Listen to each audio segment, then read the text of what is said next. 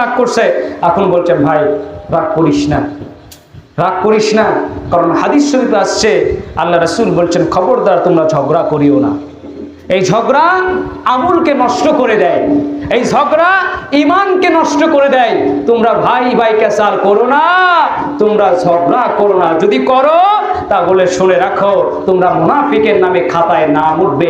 আর যদি না করো, কন্ট্রোল করে যদি রাখতে পারো, আমি নবী কথা দিলাম আল্লাহ রাব্বুল আলামিনের পক্ষ থেকে জান্নাতে তোমাদের জন্য ঘর তৈরি করে দিব। সুবহানাল্লাহ। তাহলে কেসাল ঝগড়া আমরা করব আর করব না, বলেন ইনশাআল্লাহ। আমার ভাইরা রাত তো অনেক হলো, শেষ করে দিই। হ্যাঁ কাকা কি কম চলবে? এবার তো করছেন ধান মাঙ্গার মিশিং পাশি রে বগুড়ের রে, এত তেল মশলা কিছুই লাগে না, খালি মান কেটে খালি ধান লাগবে। কথা কর না কে ধান মাঙ্গার মিশিং বানালেন আমার, তাহলে অবশেষে হ্যাঁ আমার মুসলমান ভাইরা যে কথা বলতেছিলাম শুনে রাখুন, পিতামাতার হক কেমন একটা দামি হক। হকুল্লাহ হকুল ইবাদ, হকুল্লাহ হলো আমার রবের হক। কার হক? রবের হক আদায় করেন না, একদিন না একদিন তিনি মাফ করে দিতে পারেন। পিতামাতার হক, আত্মীয় স্বজনের হক মারে খাইছেন, জনম দুঃখিনী আম্মাজানকে লাথি মেরেছেন, তিনি যদি মাফ না করে আমার রব মাফ করবেন না। আমার ভাইরা সূরা রহমান থেকে একটা ছোট্ট আয়াত তেলাওয়াত করেছে, খলাকাল ইনসান। এই আয়াতের উপর কথা আমার আলোচনা অন্যরকম। আমি সব জায়গায় যেখানে যাই না কেন, একদিন আলহামদুলিল্লাহ 2টা প্রোগ্রাম করেছি কুষ্টিয়াতে। আমি আল্লাহ রাব্বুল আলামিনের কাছে দোয়া করছি, আল্লাহ অনেক বড় বড় বক্তা একদিনে 2টা 3টা মাহফিল করে, আমার দেন না কেন, দেখি অভিজ্ঞতা হোক। গেছি এক কাজে, হয়ে গেছে আরেক কাজ। আল্লাহু আকবার, আমি ভাবতেও পারি নাই। একটা দাওয়াত আসলো, বলছেন হুজুর টেস্ট মেস সব রেডি, আপনি জুমার নামাজ পড়ে এখানে খাবেন, আলোচনা করবেন, যতক্ষণ পারেন আসর পর্যন্ত আলোচনা হবে। করলাম, এত কথা বলছি ভাই, মানুষ পাগল, উঠতে চায় না, দলে দলে ভাঙ্গে চলে চাপাক মারে ফেলে দিবি। হুজুর আপনি কি কাম করলেন, কেন শেষ করলেন? আমাকে তো বুঝতে হবে, আমি তো মিশিং না, রাতেও একটা প্রোগ্রাম আছে।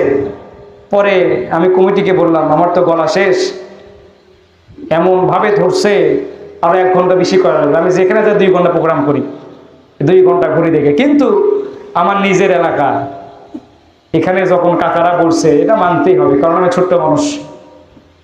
বড় মানুষেরা কথা বলে কথা রাখতে হয়, ঠিক কিনা? কারণ দোয়া সবচেয়ে বড় জিনিস। তিরমিজি শরীফের হাদিস, আল্লাহ রাসূল বলছেন দোয়াই হলো ইবাদত। তিরমিজি শরীফের হাদিস, আল্লাহ রাসূল বলছেন দোয়াই হলো কি? ইবাদত। এবার আল্লাহ পাক বলছেন যে বান্দা তুমি আমার কাছে চাও না, আমাকে অনেক খারাপ লাগে, তুমি আমার কাছে চাও, দেখো আমি আল্লাহ রাব্বুল আলামিন তোমাকে দিই কি দিই না। আমার কাছে চাও, আমি আল্লাহ পাক তোমাকে সব দিব। সুবহানাল্লাহ।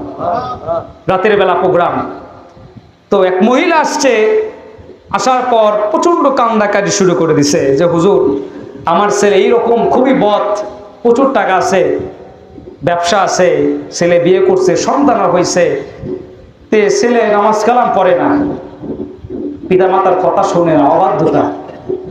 এই অজস্র যারা কান্না করছে, আমি তো কান্না সহ্য করতে পারলাম না। আমি বলছি আম্মাজান শোনেন, আপনি যে কথা বললেন এই ফয়সালা আল্লাহ রাব্বুল আলামিন 1400 বছর আগে নবীর মাধ্যমে কোরআনে দিয়েছেন। সুবহানাল্লাহ। আমি বললাম একটু ধৈর্য ধরেন, আমি একটু ঠান্ডা হই, চিন্তা ভাবনা করে আপনাকে বলতেছি। তারপরে বললাম মা শোনেন, আমাদের দোয়া হয়তো হাদিয়া দিচ্ছেন 2-3 হাজার, 5,000, 10,000, দোয়া কবুল হতেও পারে নাও হতে পারে, কিন্তু আপনি মা রাতে তাহাজ্জুদে দাঁড়িয়ে যান, কাঁদেন, অজস্র যারা চোখের পানি ফালাতে দেরি, হাত তুলতে দেরি, মনের দোয়া আল্লাহ রাব্বুল আলামিনের কাছে পৌঁছে গেছে। আপনি দোয়া করবেন, আর 1 গ্লাস পানি নিয়ে আসেন। 1 গ্লাস পানি নিয়ে আসলো, বিসমিল্লাহ বলে কোরআন থেকে কচি কথা, কোরআন থেকে কিছু সূরা দিয়ে ফু দিলাম। দোয়ার পরে আমি বললাম যে 3 দিন আপনি খাওয়ান, আপনি 3 বেলা খাওয়ান, 3 বেলা খাওয়াই দিছে, আর নামাজটা কন্ট্রোলে শুরু করেন। করার পরে রাতের বেলা প্রোগ্রাম করা শেষে বাড়ির ধার দিয়ে আসতেছি, আমার হাত ধরছে, ওনার স্বামী হাত ধরে ঘরের মধ্যে নিয়ে গেছে। আমি বলছি ব্যাপার কি? বলছেন হুজুর আলহামদুলিল্লাহ সারাদিন আর বাড়ি থেকে বাড়াইনি। সুবহানাল্লাহ। সারাদিন ঘুমের মধ্যেই ছিল, খাইছে দাইছে আর ঘুম পাচ্ছে, সারাদিন বাড়ায়নি, নিশাও করেনি। আমি করছি যাক, এবার আল্লাহ রাব্বুল আলামিনের কেরামতি শুরু হয়ে গেছে। সুবহানাল্লাহ। বলছেন হুজুর অনেক জায়গায় গেছি, লক্ষ লক্ষ টাকা অনেক টাকা দিছি, এই টিন লিছে, ওই লিছে, এই লিছে, কিছু লিবেই তো গেছে, দেখ 2000 টাকা ঝিম ধরছে, ক্যাত করে লিয়েছে, ঠিক কিনা? কোরআনের উপর শিপায় আর চাই তার কিছু হতে পারে? বলেন না, হতে পারে? হতে পারে না। আমার ভাইয়েরা লক্ষ্য করুন, সূরা রহমান এই আয়াত হলো 3 নাম্বার আয়াত। কয় নাম্বার? 3 নাম্বার। পারা নাম্বার হলো 27, পৃষ্ঠার নাম্বার হলো 758। কত? 758। এর মধ্যে আল্লাহ রাব্বুল আলামিন অনেক সুন্দর কথা বলেছেন, চোখ দিয়ে পানি আসবে এবার ইনশাআল্লাহ। অনেক তো হাইসাইলাম, এবার একটু কাঁদেন, কাঁদার প্রয়োজন আছে না?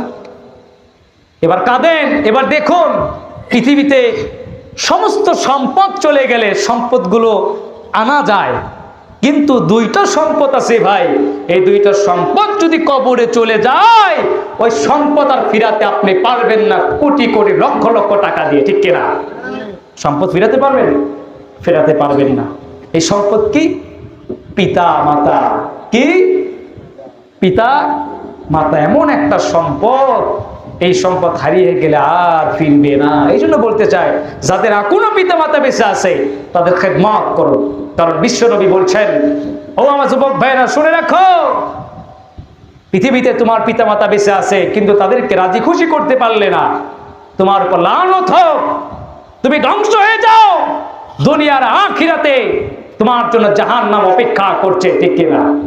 রাসূল আবার বলছেন, ও যুবক, তোমার পিতামাতা বেঁচে আছে কিন্তু তার খেদমত করেছো, তাকে সম্মান করেছো, তার হক মিটাই দিয়েছো, তোমার জন্য সুসংবাদ হলো দুনিয়াতে আল্লাহ পাক তোমার জন্য শান্তির ব্যবস্থা করে দিক, আখিরাতেও আল্লাহ রাব্বুল আলামিন তোমার জন্য 8টা জান্নাতের দরজা খুলে দিক। সুবহানাল্লাহ। নবীজির দোয়া কখনো কমতি হতে পারে? হতে পারে? হতে পারে না। আল্লাহু আকবার। এখানে অনেক দাড়ি পাকা লোক আছে, একদিন তো আল্লাহ যদি বেঁচে রাখে ওই পর্যায়ে আমাকে তো যাওয়া লাগবে, যাওয়া লাগবে না? যাওয়া লাগবে। আমার ভাইয়েরা লক্ষ্য করুন, সরাসরি আলোচনায় চলে যাব। আল্লাহ রাব্বুল আলামিন বলছেন, খলাকাল ইনসানা মিন আলাক, খলাকাল ইনসানা মিন আলাক।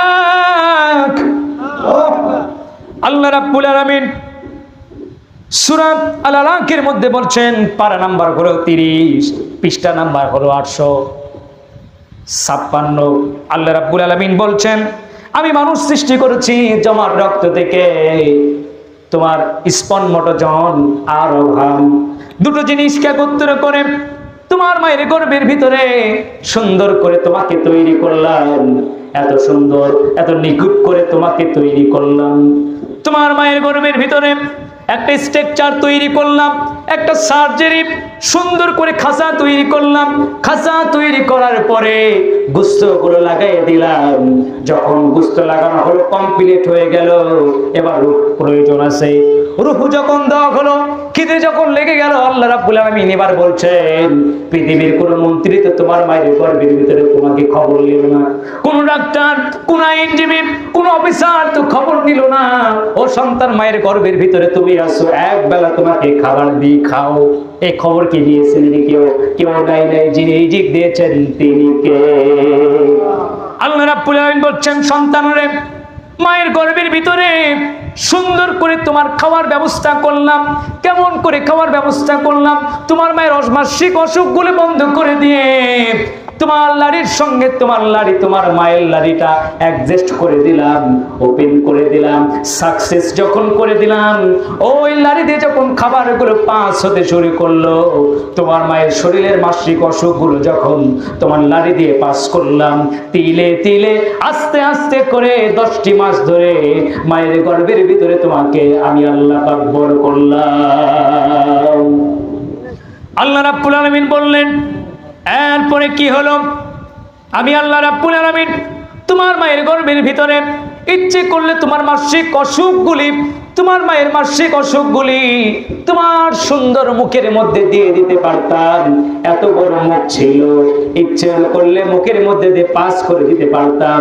আমি আল্লাহ রাব্বুল আলামিন পবিত্র মুখটাকে পবিত্র রেখে দিয়েছি। কেন পবিত্র রেখে দিলাম? যখন জমিনে যখন তুমি আসবা, জমিনে এসে আল্লাহ আল্লাহ বলে জিকির করবা। যখন জিকির করবা আমি আল্লাহ খুশি হয়ে যাব। পবিত্র মুখটা নাপাক করি নাই, পবিত্র মুখটা পবিত্রই রেখে দিয়েছি। সুবহানাল্লাহ। এরপরে আমি আল্লাহ রাব্বুল আলামিন তোমার মায়ের গর্ভের ভিতরে সুন্দর করে সাউন্ড দেয়া এক্সট্রাকচার একটা বডি দিয়ে তৈরি করার পরে 10টি মাস যখন হয়ে গেল, বিষের বেদনায় মা যখন কষ্ট করতে শুরু করলো, সারাদিন মা রান্না বান্না করার পরে রাতের বেলা যখন নিজে খেতে যাবে, নিজে মুখে খাবার তুলে নিতে পারে নাই।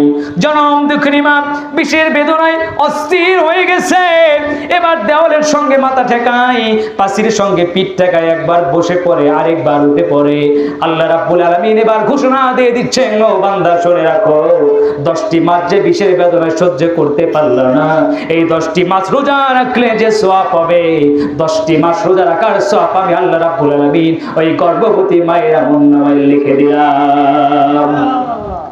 এরপরে মা যে রাতের বেলা ঘুমাতে পারলো না, পায়চারি করে, ডানে যায় বামে যায়, সামনে যায় পিছনে আসে, মাদের সন্তানের বিষের বেদনায় ঘুমাতে পারে না।